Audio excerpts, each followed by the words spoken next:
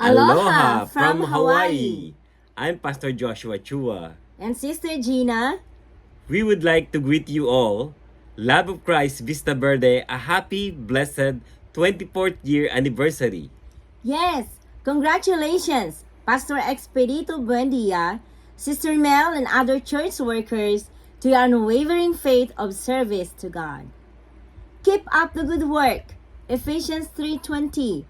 God is able to do exceedingly abundantly above all that we ask or think, according to the power that is working in us. Yes, amen.